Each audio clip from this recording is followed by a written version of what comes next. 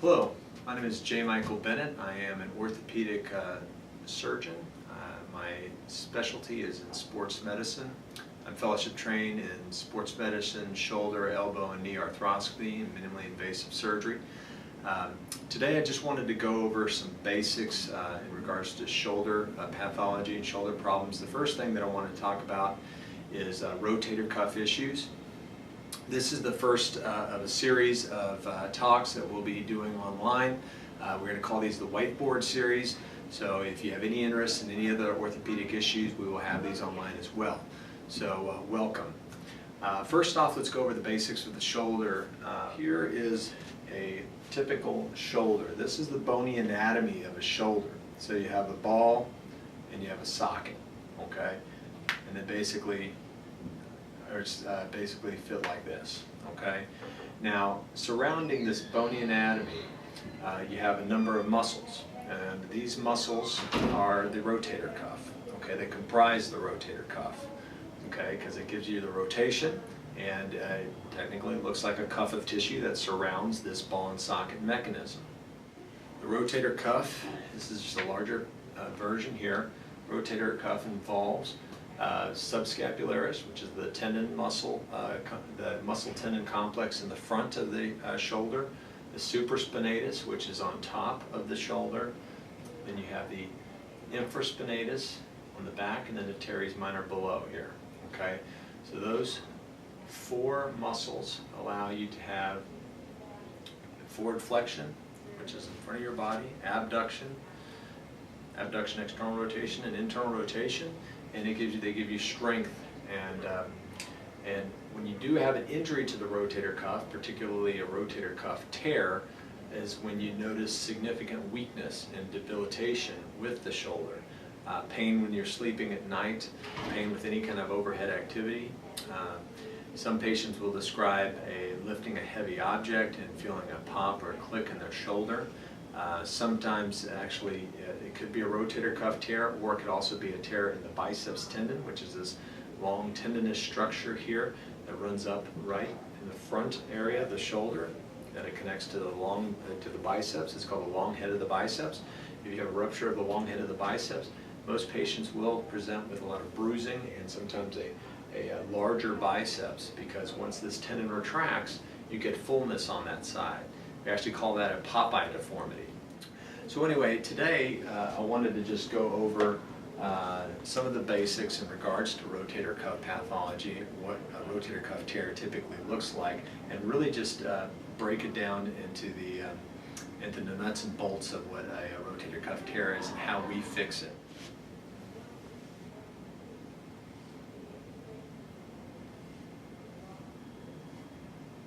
So basically, here's your ball and socket, okay? Apologize for my artwork here, that we'll try to make it work. As we mentioned before, the supraspinatus is the muscle tendon unit at the top of the shoulder, okay? And the supraspinatus comes down and inserts on this tuberosity right here.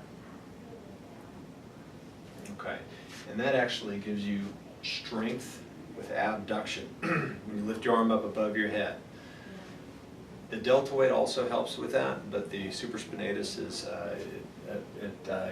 it also assists with the deltoid and gives you full strength with overhead activities. When you have a tear, there are different types of injuries of the rotator cuff that you can have. You can have tendinosis of the rotator cuff, which means it usually occurs from overuse activities. It's really kind of a dull, aching, constant shoulder pain that doesn't seem to go away. Typically it's seen on MRI, and a lot of times what we'll see on MRI is a lot of fluid uptake and swelling within the tendon. And so this portion of the tendon, this is the muscular portion, and this here is the tendinous portion. And so what happens is this is the tendinous portion here. So what happens in the tendinous portion, particularly at its insertion site here, you'll get a lot of fluid and a lot of swelling in this area. And that will increase the signal on MRI, and it looks like tendinosis. We call it tendinosis. Now, mild form of that is tendinitis, which is just the inflammation. The tendinosis is actually when you have changing of the tendon itself, when it becomes actually looks a little bit more degenerative and actually looks more swollen. This can be very painful. A lot of times this can respond to just an injection, a subacromial injection, which would be an injection right in this space, in this area, to see if a little lidocaine steroid will actually calm down some of this inflammation, in addition to a good therapy program to help balance out the shoulder structures and give you back your range of motion. Most patients actually will respond to that. Now, other problems you can have within the rotator cuff tendon. So that's tendinosis and tendinitis, basically. You can also have some partial tears of the tendon, okay? And depending on the type of partial tear you have, will determine what type of treatment option is available to you. In addition to that, it also depends on your symptoms. A partial tear is when basically the rotator cuff has a large footprint. When I say footprint, it's where the tendon inserts onto the bone. So the footprint here is this whole region right here, okay? This is the footprint of the rotator cuff. All inserts down into the tuberosity. So if you have a partial tear of that footprint, part of that footprint is now gone, okay?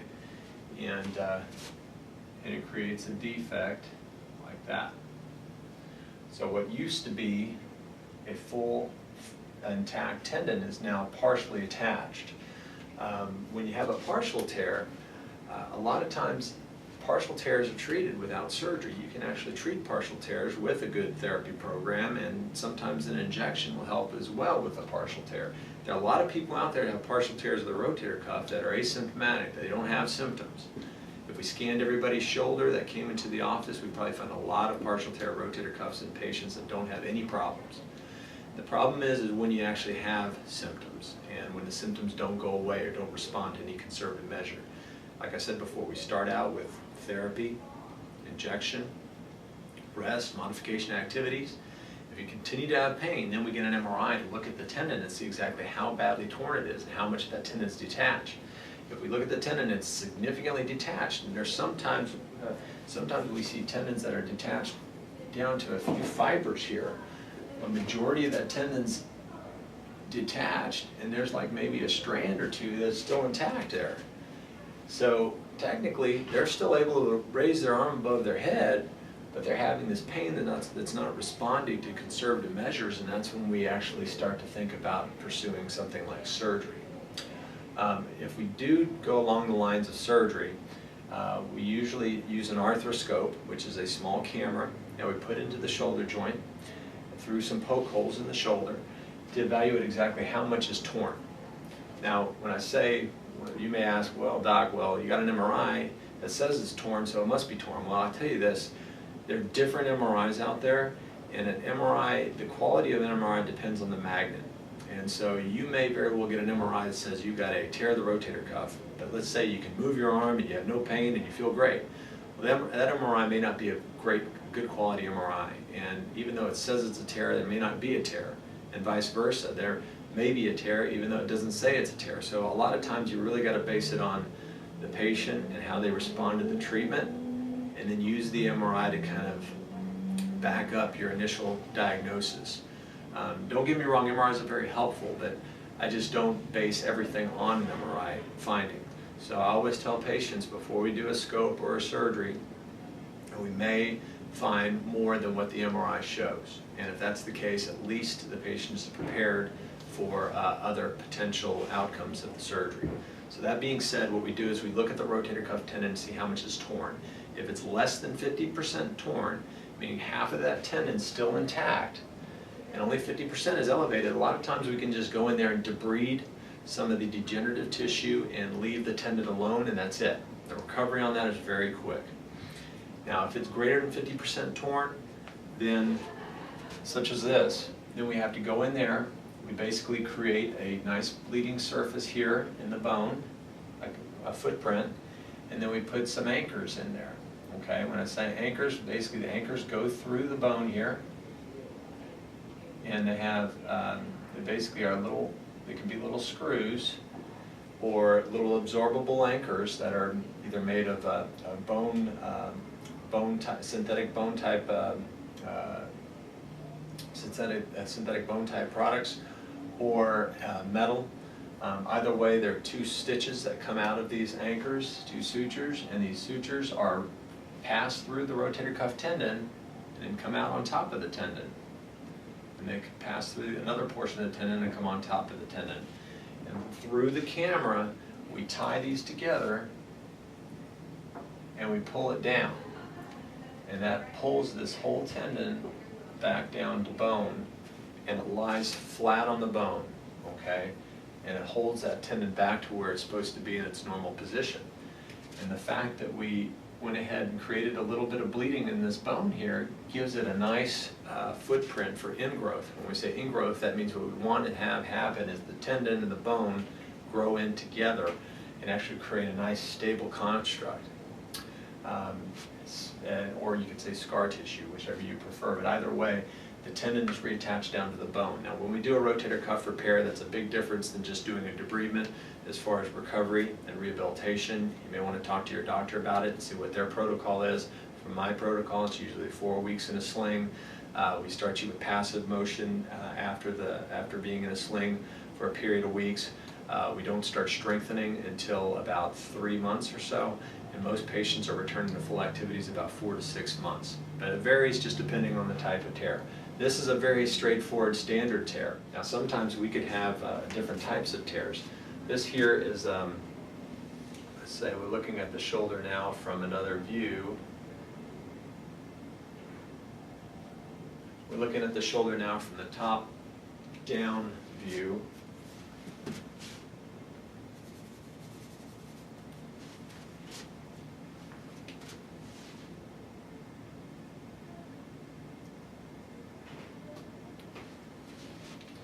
Okay, so this is just basically if I were taking a camera and pointing it above my head, looking down at my shoulder, this is what you would see looking top down.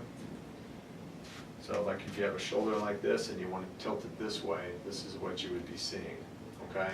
So the different types of tears you can have, obviously you can have one tear of the supraspinatus tendon, but you can also have tears of the muscles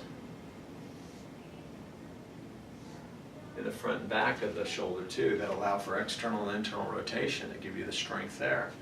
And sometimes if you get a tear that's large enough, the shoulder actually can dislocate because it no longer has its stable structures there supporting it.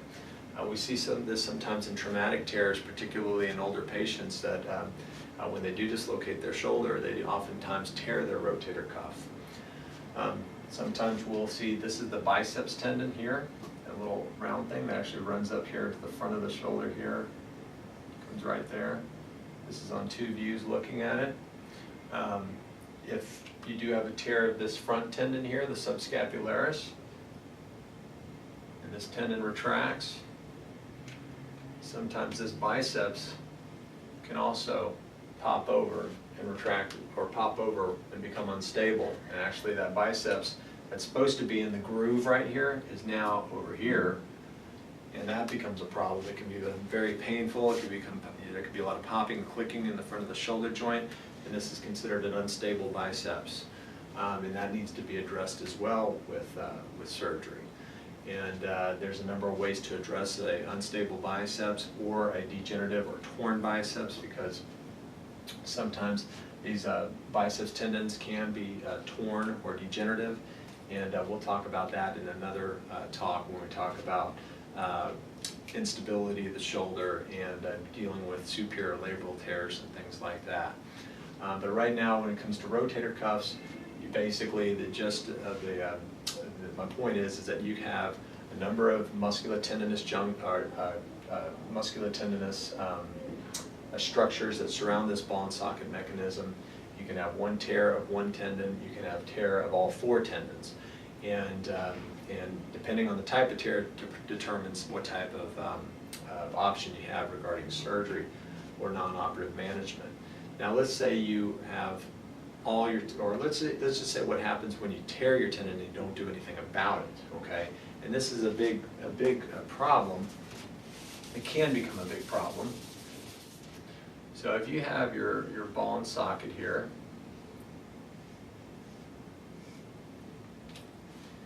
and you have your rotator cuff again here, okay, it's attached there right now, and then you get a tear, okay, so you get a tear that's disrupted here. Well, the first thing that happens over a period of time is that tendon wants to spring back. It wants to go back this way, okay, and that's called tendon retraction, okay. The rotator cuff is a muscle, so muscle fibers stretch, and they're pliable. So if you get a tear, a detachment of where that tendon used to insert in the bone, it will retract. And the longer it's detached, the more it's going to retract, and the harder it's going to be to fix. Okay, because what happens over time is that tendon, they start off torn here and not displaced at all, and then it keeps on retracting, sometimes to the point where it's all the way here, okay, and you have nothing here. There's nothing there but your acromion and your clavicle up top that are just there to block it. So what happens if you have no muscle or tendon there to help create a stable construct for your ball and socket mechanism? You get what's called humoral migration, where the humeral head here migrates up. When the humeral head migrates up, then this construct is off kilter. So this now is not in alignment with the socket anymore. Humeral head migrates up. This is still down here, but it's no longer in alignment with the humeral head, so you develop arthritis, severe arthritis. And it's actually called rotator cuff arthropathy. And this is what you want to prevent, because what at one time can be addressed with a minimally invasive surgery, like a rotator cuff repair arthroscopically through some poke holes, like this. The outcome in this is severe glenohumeral arthritis, which is what you want to avoid. And the one way you can avoid that is if you do have a rotator cuff tear, especially a single tendon tear, you want to prevent migration of that humeral head. You want to prevent retraction of that tendon.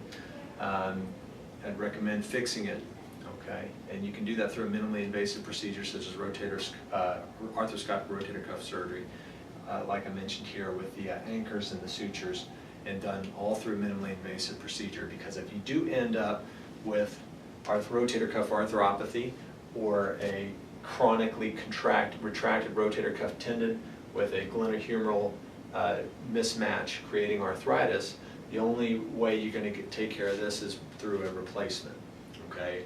And that's a total shoulder replacement. And the special type of replacement for this is called a reverse total shoulder arthroplasty. Which is a much bigger surgery and a longer recovery than a rotator cuff repair, which would be done through some simple poke holes in the shoulder. So it's obviously better to do this early than to wait. Another reason to fix it early is that it's easier for the surgeon to fix it earlier. Your prognosis is better if you fix it earlier, because once this starts to retract, muscle fibers, when you're not using them, turn to fat. They actually turn to fat and scar, and if they're not being used or not being challenged, they're going to retract, they're going to scar up, and when the surgeon gets in there to try to fix the rotator cuff, they're going to try to pull this tendon back down to the bone, and you see all this distance that that tendon has to go. And if this is already turned to scar into fat and it's just atrophic muscle, you can't get it over there. And it's going to be too much tension on it, and it will not heal, and you will undergo a surgery that could have been avoided if you had just fixed it earlier in the first place. So that's what you really want to avoid So if you do have chronic shoulder problems, or you've been diagnosed with a rotator cuff tear in the past, go see your surgeon. A lot of times MRI can show us, if it's a good MRI, can show us exactly how much fat and scar tissue you have within that muscle belly and tendon there. And that gives us a little bit of an idea of whether or not it's repairable or not. But you have to be evaluated, and I'd recommend seeing an orthopedic surgeon, particularly one with sports medicine or experience, that can tell you a little bit about that and what your options are. So in a nutshell, that really covers some basics in rotator cuff repair. Hopefully that gave you a little bit of guidance. If you have any questions, just please feel free to visit our website at www.jmichaelbennett.com, www.orthopedicsportsdoctor.com, or feel free to call my office at 281-633-8600. I hope this was educational for you, and we'll see you at the next Whiteboard Series. Thank you.